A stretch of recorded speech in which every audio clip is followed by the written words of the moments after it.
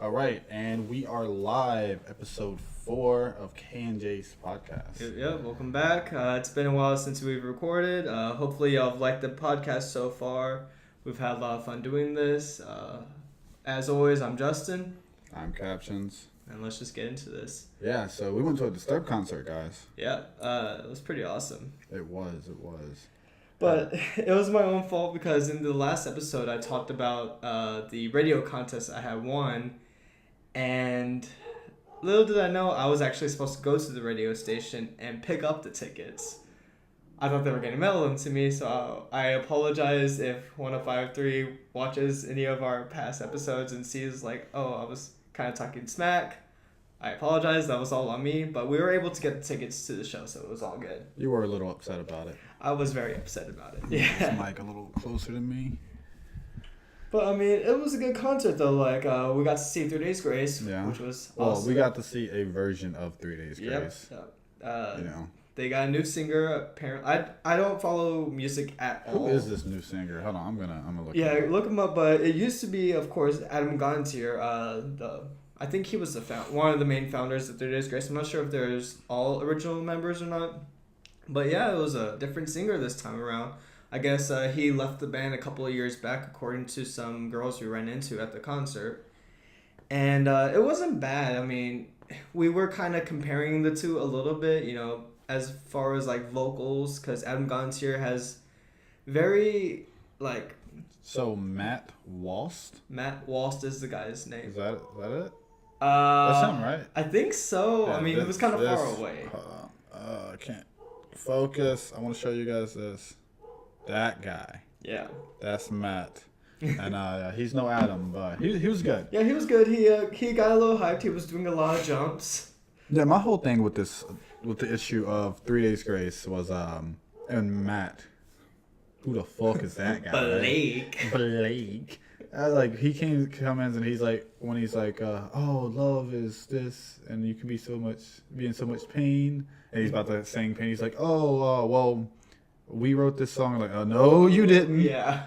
No, that's not your song. I Hate Everything About You, that song, yeah. I hate everything about But it was funny that we both looked at each other like, you did not write that song. You just joined the band. Calm down, dude. I was straight up just like, who the fuck is this guy, right? But he was good. You know, if I would have saw that same band and it was titled different, they would have been a great band. Yeah. But...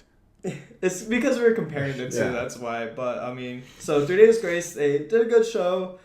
People were starting to get a little hyped up. Not as hyped, though, until Disturbed came on. Yeah, Disturbed was great. They had a beautiful message for this whole Disturbed evolution. It's against suicide and depression. And it got a little weird because, you're in a metal concert. And I consider Disturbed as a metal band. And...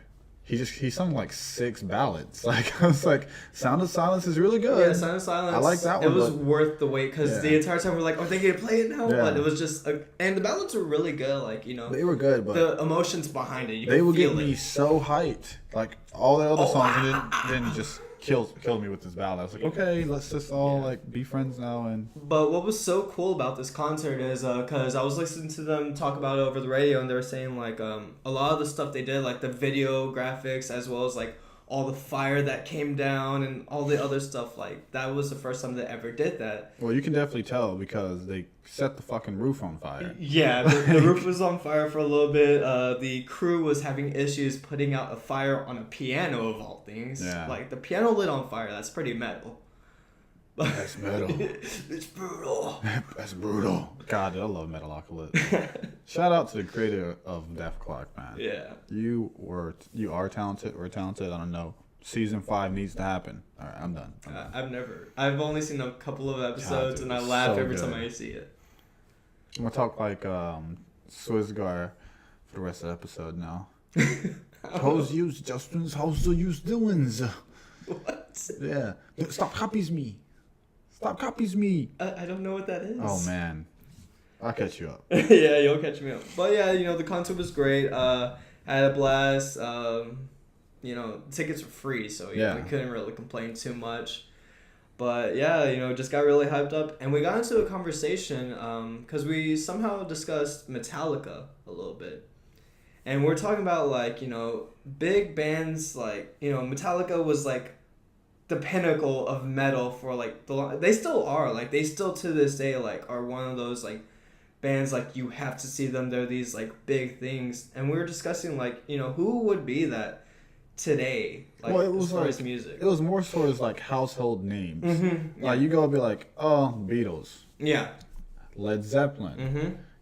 Mm-hmm. Let's branch out, Queen. Yeah. Come back in, Metallica. We have those things, but I've had conversations where I was like, man, that new Slipknot song was insane, and they're like, Slipknot, who's that? And I'm like, how do you not know this? Yeah, and because I know during middle school, Slipknot was like the thing, like especially in 6th grade, like everyone was talking Slipknot. Like you couldn't go anywhere without hearing that name. What was out around that time? I want to say it was Iowa. I think it was the Iowa album that it was really popular because like I think Resident Evil did the song My Plague, the very first Resident Evil. So My Plague came out, and before even that, of course, the very first album, not the very first, but their main album with Sick and Wait and Bleed and all the other stuff that came out. But I think during this time frame it was Iowa. I'm not 100% sure. I could look it up, but I'm just really lazy. And I forgot what year that was. But yeah, Slipknot was very big during high school. And then after that, it's like, what other bands other than like 3 Days Grace, Papa Roach, Disturbed, of course. I think Disturbed is more as far as like being a household name than the others, because when you hear David Draymond singing, that's Disturbed. Like definitely. Just the vocals alone, definitely, it's very unique. Just like System of a Down. When you hear Surge singing, this is System. Yeah, System of a Down was very important for its time because that's when everyone was just copying. Like they were like in the version of like rap, how they bite off each other. They were just like we have how many fucking mumble rappers these days, and everyone's little this, little Uzi, little Zerp, or little this, and little Peep. I heard that there's a rapper named Absidy or ABCDE Absidy. Sure, man. I think that's an artist. Who the fuck knows? But everyone bites off each other, and metal had that too, where it's just like, okay, Metallica kind of laid out the blueprint, and then it came the Four Horsemen. What was that? Megadeth stuff, because they kicked out. Yeah. And like everyone was like, okay, why don't we create the wheel? Don't invent it. I mean, just recreate it. Like let's modify it. Yeah. So they put their own spin on things, but it all sounded fucking same. Yeah. So then Surge was like, fuck that, guys. We're just gonna go crazy. Yeah. It was so important. And their sound was so unique too. Crazy. And another band I feel that is kind of like that too, and you may disagree with me. A lot of people may disagree with me, but Green Day. Because the whole punk evolution. No, yeah, Green Day definitely. Yeah, they did their thing. Yeah, and they still do to this day. Like they really haven't came out with anything that recent. I want to say maybe a year and a half to maybe 2 years ago they came out with a new song. I forgot what it was called, but yeah, like whenever you hear Green Day, it's Green Day. Yeah. So I'm not really, I don't have a lot of knowledge on like the boy band thing, but they really started. I think, in my opinion. They started you only need 3 members, and like multiple bands after the Green Day started doing like the 3-member things. Like drummer, that's right. Lead singer takes rhythm guitar, then you have your lead guitar, and backup and all that. So that was pretty awesome. Yeah. But Green Day was awesome. Yeah. What was that? Dookie, the first album. I think it's Dookie. I forget what it's called, but I know what you're talking about. And Basket Case, that song was Basket Case, and then of course the most popular album, American Idiot. Like that's their most popular album. Honestly, dude, there was a full musical about it. No, I wouldn't say most popular. If we're talking sales, then I think you're wrong. I don't know. Like, I mean, I don't. Shit, we can look it up. Yeah, you look it up, but yeah, to me, that's like one of their most household names because, of course, you have American Idiot, then you have 21 Guns on there. You have Know Your Enemy. I think Good Riddance is on the album before that, but they do showcase it, a different version of it. Best-selling Ooh, you are right. At number 1, it is American Idiot. Number 2, I thought it was going to be Dookie. So, number 2, Dookie. Nimrod. Dude, Nimrod was a really weird time for Green Day for me. Yeah. Then 21st Century Breakdown is the 5th is Insomniac, which was crazy. That was so dark. I was like, what is going on? I don't think I heard that album. Like, I really don't listen to Green Day that much, but enough to where I could say, like, if I heard... I think his name is Billy Joel, right? It's not Billy Joel, but it's Billy something. Billy something. Anyway, but like... Billy Joe Armstrong. Billy Joel Armstrong. Yeah. So whenever you hear him sing, like, you know, oh shit, this is a new Green Day song. Or even whenever they just play the guitar and, like, bang the drums, like, it has such a, like, distinct sound. You said Good Riddance, right? Yeah, Good Riddance. That song was insane. Good Riddance was such a good song. Freaking sang it for my graduation. Yeah, dude, that was everyone saying. That was my walkout for my graduation as well. And I live in this fucking hick ass town, dude. It was horrible. And they were like, no, we want some. Oh, I don't even fucking know. Some fucking. Like Garth Brooks. Who the fuck knows, dude? But they wanted some. Hootie and the Blowfish. So, I don't know. And we're like, fuck that. We're going Good Riddance. Yeah. It was that, and then it was just like a bunch of like gospel shit. Cause I was in choir, so every year for graduation we had to sing a farewell thing for the seniors. And one year was Good Riddance, the other year was some like graduation song. Like I think it literally had the song Graduation in it. So if I go up to Rolling Stone's website and look up the top metal bands of all time here. So number 10 is Tool. Ooh, Tool was very different. Tool. I think what they had in common with Metallica, though, is the whole instrumental aspect. Like, with Metallica, like, it's just, like, 15 minutes of straight instrumental and then, like, 2 seconds of singing. Yeah. Tool, I felt, had that same type of style in the sense of, like, it was very, like, it was very relaxed in a sense to where, like, they could, like, play this instrumental but then still have those, like, great vocals. Sorry, guys, I got the... It's gonna go to me anyways whenever I do the editing.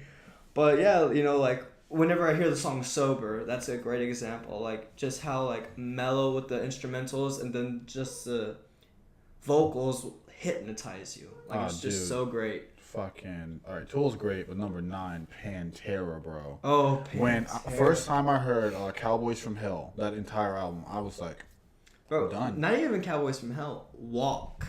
Isn't that off of... That's off of... Oh, I was talking about songs in general. No, the album. Oh, the album. I mean, yeah, of course. But, man, Dimebag, though, just taking the grunge and, like, the heavy metal with just those... Like, it was just, like, the rock anthem during that time frame. Yeah, Walk. What do you say? Yeah. Walk. I think that gets anyone hyped up, honestly. What are you looking up? The top metal bands, like it's being weird. It wants me like to rotate my screen. That's why you guys saw that. But that's weird.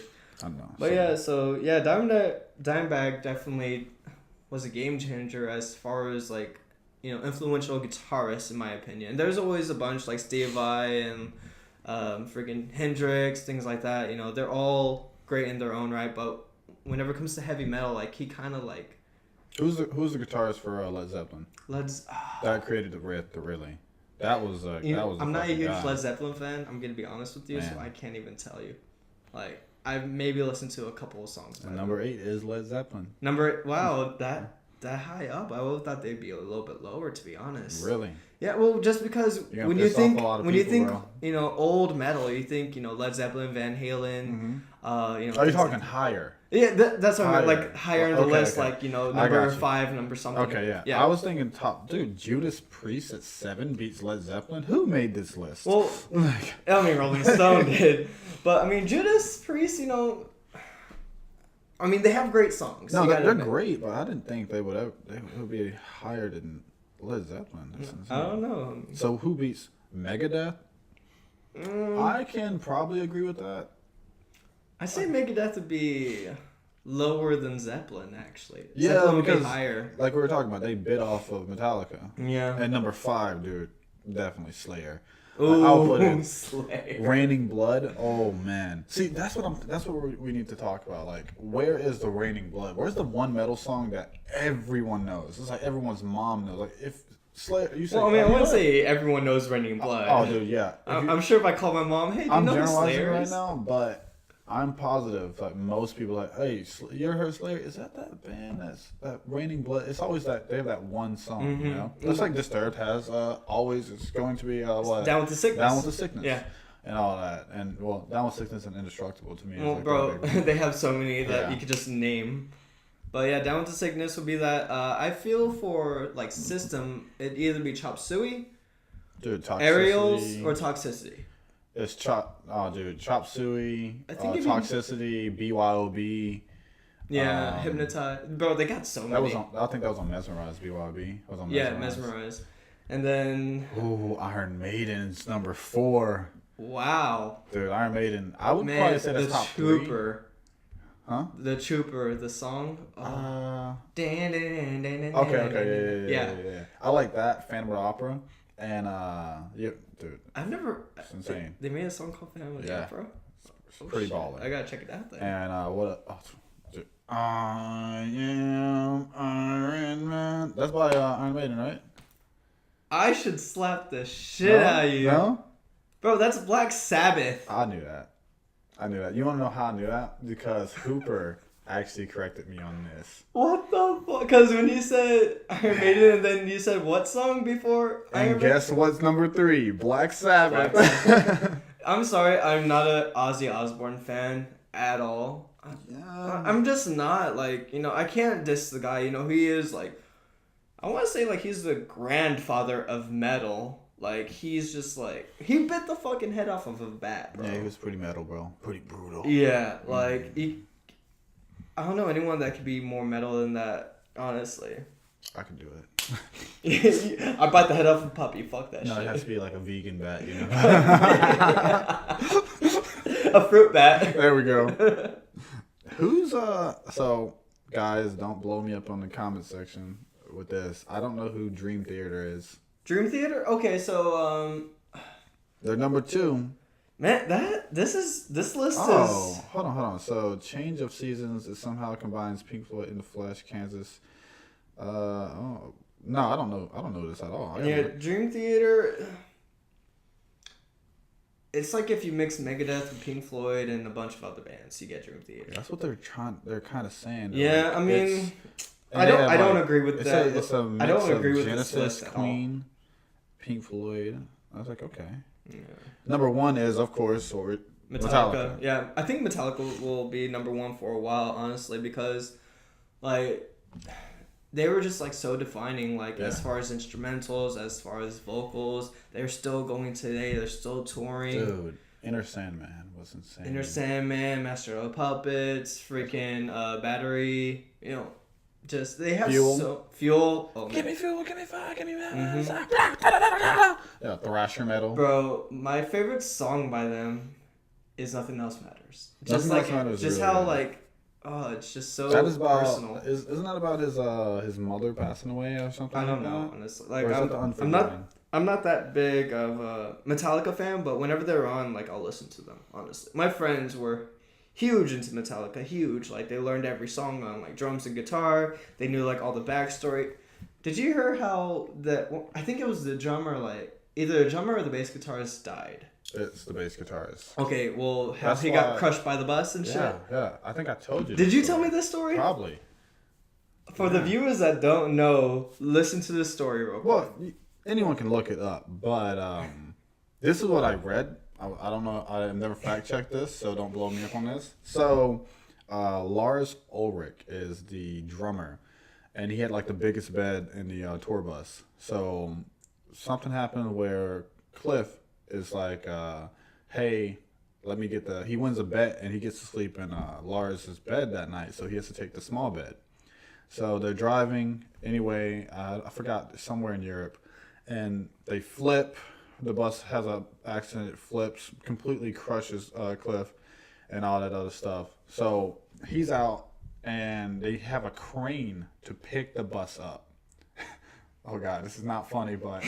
So picking the bus up, crane breaks and just smushes him more. And it's just like, dude, You died twice. Come on, bro. Yeah. It's horrible, but... Like, didn't you say, like, he, like, gave a thumbs up that he was going to be okay or something along the lines of that? I don't know about that. That might be fake, for sure. Yeah. But, I mean, yeah, like, you know, it's not funny, you know, we, of course... It's just condolences to the family, the band members, but the situation is just like, holy shit. Like, it's just a fucking...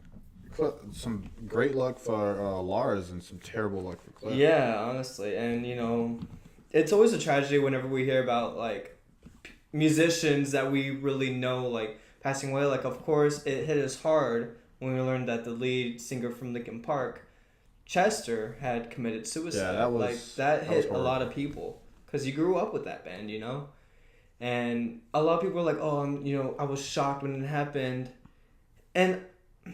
I'm never shocked whenever someone commits suicide. Like, everyone always has the capability to do so.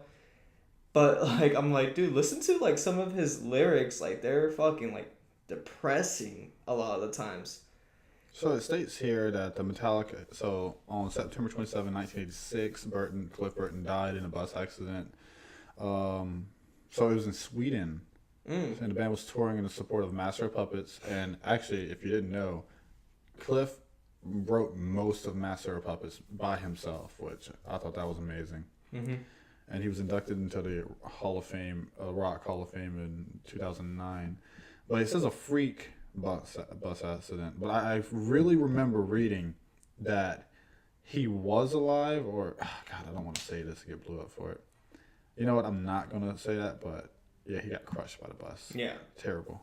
Yeah, it's terrible. And at the Disturbed concert, going back to that, the lead singer of Disturbed was talking about, you know, of course, the suicide, depression, as well as like substance abuse and things like that. Mm-hmm. Really big advocator on it. We applaud him for, you know, taking the time during the concert to like give the suicide hotline, addiction hotline, all that other stuff. And he was talking about, of course, you know, Chester's passing, and he mentioned a couple of other musicians. One of the members was Chris something. Like, we heard the name Chris. And I found out it's actually the lead singer from Audioslave. Oh, wow. Yeah. Wow. I was never a huge fan of Audioslave. Mm-hmm. They had their songs for me that was bangers, but I did not know. Yeah. I didn't know. Like, you know, it wasn't as publicized as, you know, Chester. You know, like his, it was like everywhere, you know, rest in peace, this and that. But yeah, Audioslave, and I believe he was also in Soundgarden, I want to say. This was in 2007. 2017. 2017. Okay. So May 18, 2017, he committed suicide. Wow, man. Dude, that was a rough year. We lost Chester that year too. So that was in July. We lost Chester. Man, I mean, it's sad. You know, it just goes to show that even the most successful people, the happiest looking people, can be susceptible to that type of stuff. So it's really scary, like, to think about that stuff, honestly. Like, you think, oh, you know, they have all this stuff. They have the fortune, they have the fame, they have, you know, the parties, they have, you know, the family. But even then, you know, still, blink of an eye. Oh, it just shows you that, you know, what is it? Success and money doesn't bring true happiness. Yeah. You know? Even though in the first podcast we said it did. Yeah. Well, I think money helps, like, especially like if you're just like $1,000 in debt and like you're struggling to make ends meet, and it helps to have money. It does, but it doesn't necessarily mean that you're gonna be happy. There's plenty of rich people that are miserable, I'm sure. Yeah, but money does help. I won't be miserable. I mean, I'm getting probably miserable no matter what. I'm just a miserable person most of the time. Here we go. I'm trying to fix it. I do try fixing it. I know you've been better. I'm happy for that. Yeah, doing the podcast, being, you know, organized with the videos and everything, it keeps me occupied, and, you know, yeah. Dude, we got a little time left, man. Let's talk about cooking with Justin. That was really, really good. Yeah. I enjoyed it. Yeah, I mean, you know, I just looked up some, like, simple recipes, and I was like, what would Palmer like? Or what would Kaptionz... I don't know why I just called you Palmer. That was weird. But, you know, I'm like, what would he like? I was like, you know, a lot of vegan choices. Hey, Joe, if you're out there, he just said the last name. He needs to take a shot. Oh, yeah, he definitely... But he would hold me to that, What are you talking about? Wait, first off, I'm vegetarian. Secondly, you had sausage on the damn thing. Well, you could move it, you know. You already made it with sausage. Yeah, but you could just move the thing and eat the vegetables. You got the meat juice on the sausage. What are you talking about? And you ain't eating the meat, homie. Oh my god. You don't think when they make your portobello sandwiches that there's not residual meat on there, bro? I don't like to talk about this. Bro, alright, player. Homie. Alright. But yeah, the show went pretty well. I showcased my new outfit for the series. I kind of liked it. Yeah, I thought it was really kind of cool. The Boy Meets World feature was pretty great too. Yeah. That was like it was originally supposed to be Legend of Korra, but the audio didn't work, so Boy Meets World it was. Got you. But yeah, you know, I had a good time. And then your video, the whole money management thing. I tried to make it okay. Yeah, I mean, I liked it because I really, of course, have money issues. So, you know, it helped a lot. And I'm still trying to figure out the whole app thing. I'm trying to do it to where it's like correct numbers instead of just guesstimating all that stuff. But yeah, you know. Yeah, just whenever you got a solid plan, just hit it up. Yeah. But hey, you wanna get out of this thing? I got some shit to do. Yeah. All right. I'll just say, you know, of course, give this video a like, subscribe, hit that bell notification icon. We're gonna be on SoundCloud, so look for those links in the description below, as well as our main channels. Yeah, man. Again, you said it all. I think you're good at this intro and outro stuff. I'm just here to tag along. But hey, thanks for watching. Please come back, share this shit, and yeah, bye. Deuces.